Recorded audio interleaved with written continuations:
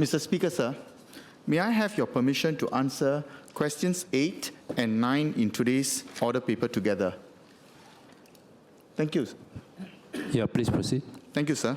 Sir, my response will also address related questions 423, 444, 615, 631, 634, 635, 639, 640, and 735 by Honourable Members Mr. Gabriel Lam, Mr. Yip Hon Wing, Mr. Xie Yao Chuan, Mr. Ng Chi Meng, Ms. Valerie Lee, Ms. Eliza Chen, and Ms. Goh Se Ki, which are scheduled for subsequent sittings.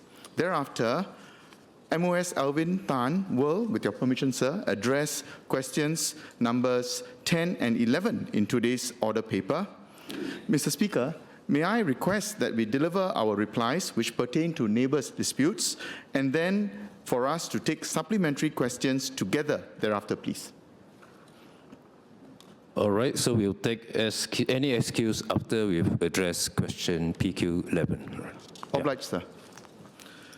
First, I'll briefly recap the government's overall approach for managing community disputes before addressing members' questions on difficult neighbour disputes and how we intend to address this more effectively. My colleague, MOS Alvin Tan, will respond to questions on the Community Relations Unit, or CRU in short. Last year, we enhanced our Community Disputes Management Framework when this House passed the Community Disputes Resolution Amendment Act 2024. As Minister Edwin Tong explained during the second reading of the Act, our aim is to strengthen our community so that neighbours can constructively engage with one another, even when disagreements arise. This starts by fostering positive neighbourly relations. Now and then, disputes between some neighbours do arise. It is best for these to be settled amicably. So whenever community leaders or HDB officers become aware of a dispute, they attempt to mediate informally, particularly at an early stage, before relationships break down. They will also encourage residents to attempt formal mediation at the Community Mediation Centre, or CMC in short. When both neighbours participate, mediation has proven effective in resolving community disputes. It is free and it preserves neighbourly relations in the longer term. Our experience shows that neighbour disputes become harder to resolve when they become personal, emotionally charged, or if they are prolonged. For these cases, where suitable, the recent CDMF enhancements will empower public officers, such as HDB officers, to issue a mediation direction, or MD in short. MDs are legally backed orders that require recipients to attend mediation at the CMC. Non-compliance without reasonable excuse is an offence. This allows us to require disputing neighbours to attend a mandatory mediation which members have asked about. Next, we have established a community relations unit and empowered its officers to take decisive action in a neighbour dispute. CRU officers are empowered to investigate, collect evidence, and if need be, intervene quickly through levers like advisories, warnings, and abatement orders. Since 7 April 2025, the CRU and the MD framework have been piloted in the HDB estates of Tampines Town. We have previously explained why we have chosen to start with a pilot. Generally, most cases should be addressed through mediation or by the CRU. For the remaining intransigent cases, affected residents can consider the CDRT as a last resort. We have enhanced the CDRT's processes under the amendments last year and are working to operationalize them as soon as practicable. Having set the context, let me now address the questions that honourable members have filed in relation to our community mediation framework and the CDRT. Honourable Member Mr. Yip Hon Wing asked about the number of neighbour disputes where parties refuse mediation.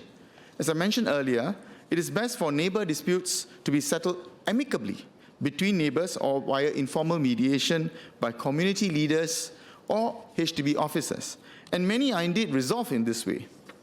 For disputes that proceed to formal mediation from November 2024 to August 2025, about 1,300 neighbour disputes were registered with the CMC for voluntary mediation. In about 50% of these cases, one party did not respond. In another 20%, at least one party declined outright.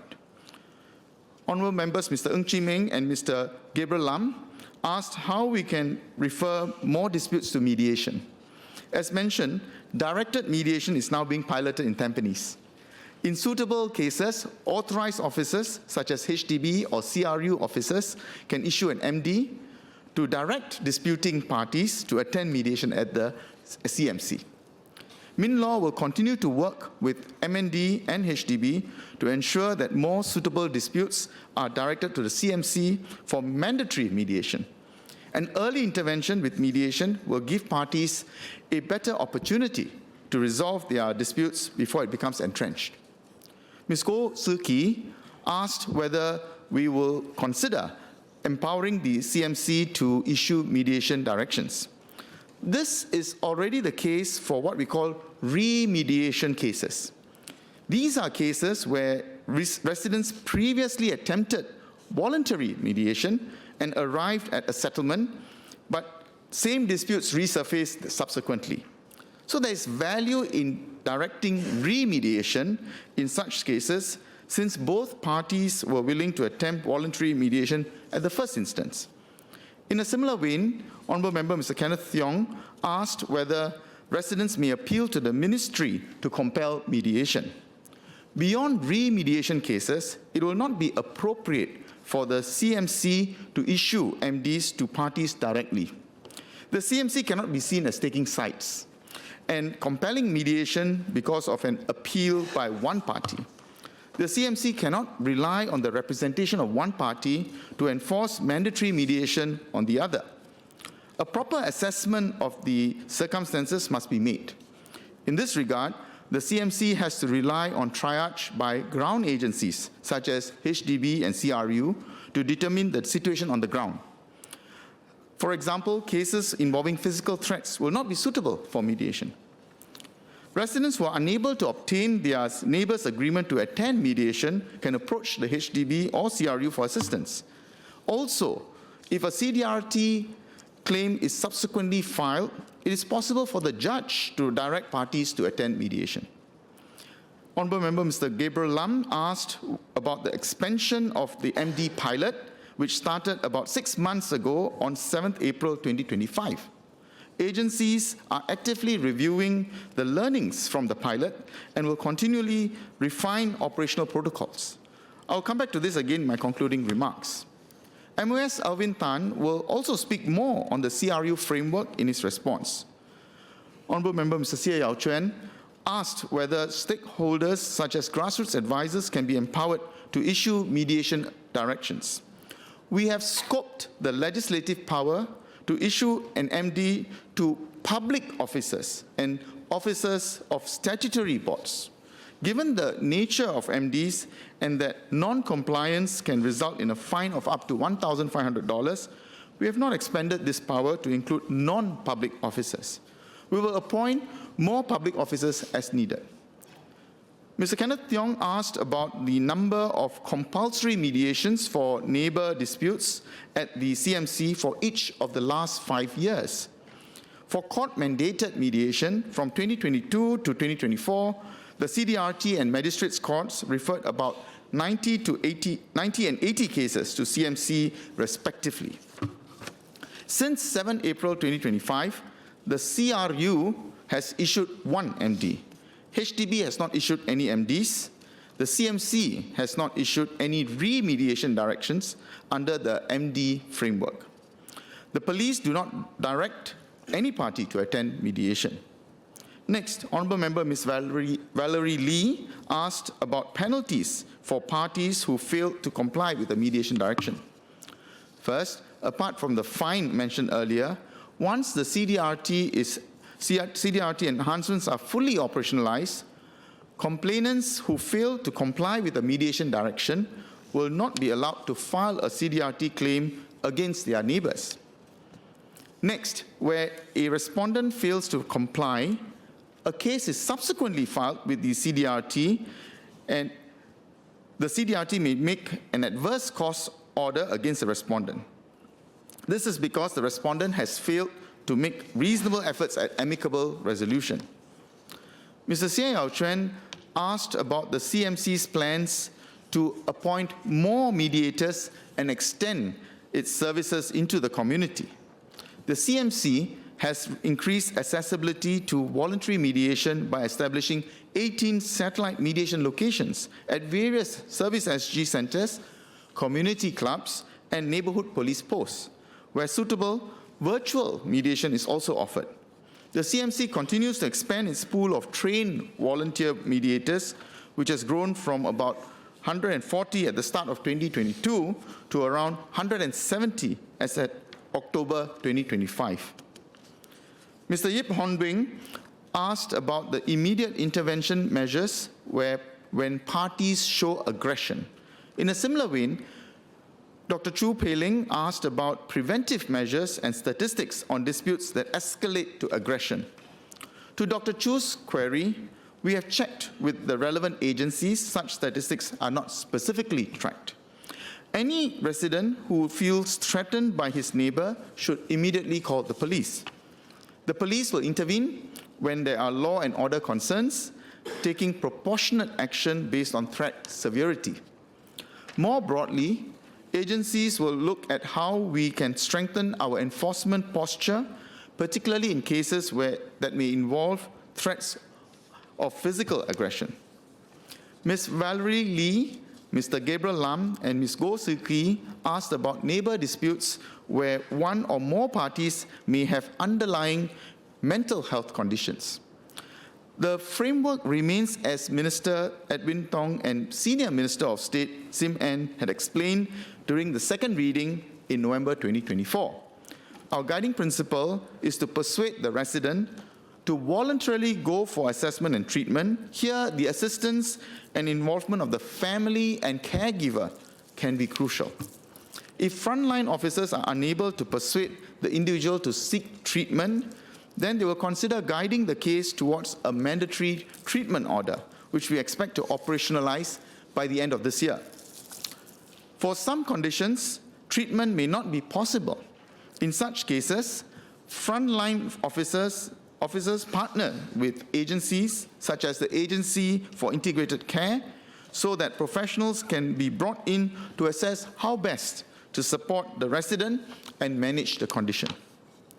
Ms. Eliza Chen asked for data on the CDRT's caseload. She also asked about support for claimants in preparing evidence for CDRT hearings. The top 3 CDRT disputes for the last 5 years are claims for excessive noise, excessive vibration, and littering. A party may include multiple types of disputes in a single claim. Between 2020 and 2024, a total of 1,031 CDRT claims were filed. About 65%, or 2 out of 3 claims, involve excessive noise. Of these CDRT claims, the CDRT issued 233 CDRT orders and dismissed or struck off 145 cases. Another 651 claims were withdrawn or discontinued. The CDRT made 26 enforcement orders, comprising 24 special directions and 2 exclusion orders. For cases that involve alleged breaches of CDRT orders to cease smoking, any evidence that points to the fact that the respondent was smoking in breach of the CDRT order would be relevant. Some examples include letters or contemporaneous messages exchanged between neighbors and written records with specific timestamps of the acts in question. Residents who require more information on the CDRT process can refer to the Guide to Neighbor Dispute Claims, which is available on the Judiciary's website. Residents may also seek legal help from Pro Bono SG's community law centers and community legal clinics. Mr. Speaker, sir, let me say a few words in conclusion. Some Singaporeans are understandably concerned after the incident in Yishun last month. The government will continue its existing efforts to strengthen the CDMF. This is a continuous, ongoing process. For the more difficult cases, we are now piloting a directed mediation framework and the CRU in Tampines. Agencies are prepared to and will expand the application of the enhanced CDMF as soon as practicable so that more cases can benefit from mediation and the direct intervention tools of the CRU. However, no framework will be able to address all manner of neighbor disputes or curb specific individual behavior, especially violence. No one should resort to violence to deal with a neighbor dispute. That's a personal responsibility. It is therefore necessary for us all to press ahead with the important work of building up the community's capacity to practice self-moderation and to engage with each other when disputes arise. It is a multi-pronged approach in building a harmonious community together. Thank you. MS Tan.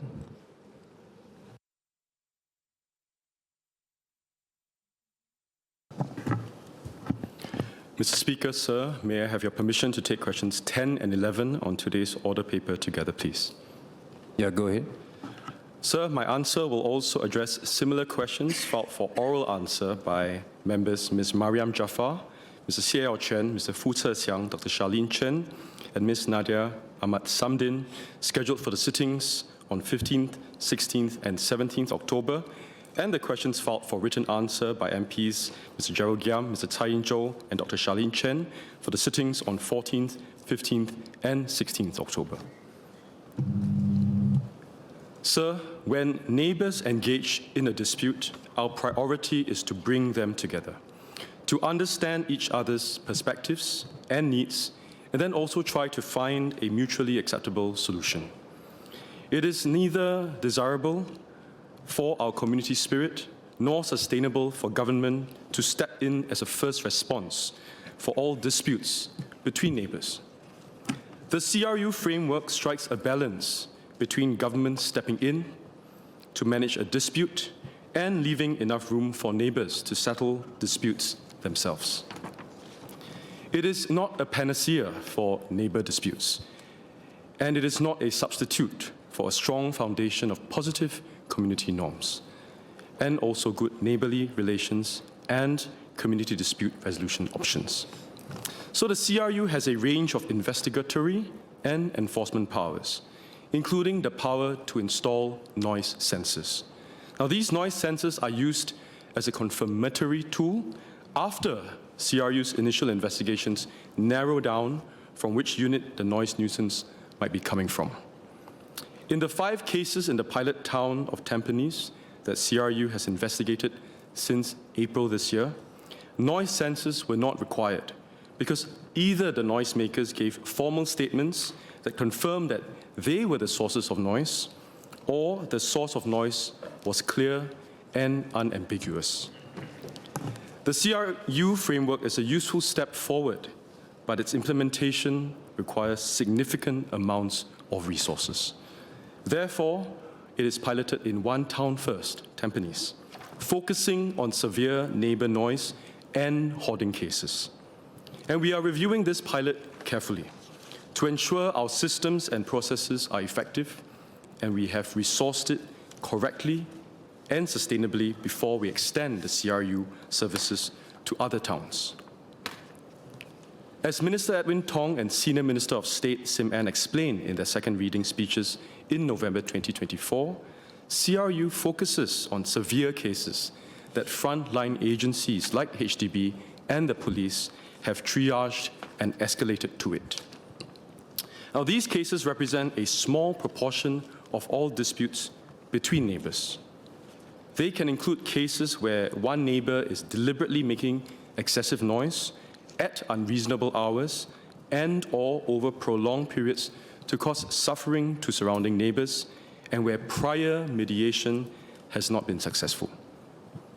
Severe cases with a mental health nexus are another example. Of the 3 mental health-related cases CRU is dealing with, it has facilitated inpatient admission and treatment for 1, and more consistent follow-up with the community for the other 2. Now, the one case involving deliberate use of noise to disturb neighbors and not related to mental health has abated after joint intervention by CRU, police, and the Town Council. CRU will continue to take on severe cases in Tampines that frontline agencies escalate to it. Now, as a deterrent and a last resort after exhausting all levers, CRU may refer the most severe and recalcitrant nuisance makers to HDB to consider compulsory acquisition of their flats. Now, we will take this course of action only after due care and careful consideration. For new BTO developments since February 2023, HDB has increased the thickness of floor slabs to 200 millimeters. Now, this has reduced interfloor noise transmission by up to 5 decibels. For existing flats, the scope for major infrastructure changes is limited. Nevertheless, residents can practice simple steps to reduce interfloor noise. They can, for example, place rubber padding or chair socks on the legs of furniture. HDB will also continue to explore other possible solutions through R&D. Overall, the average monthly volume of neighbour disputes feedback in HDB estates across Singapore over the past 5 years has held steady at about 2,500. HDB does not otherwise track the number of disputes between neighbours in HDB flats or the number of cases that escalated into physical altercations. Ultimately, we need strong community bonds and strong community norms, so fewer disputes will arise. But where they do arise, parties involved are more likely to resolve their differences in an amicable and mutually acceptable manner if these norms and practices are strong. This is an outcome worth working towards as a We First society.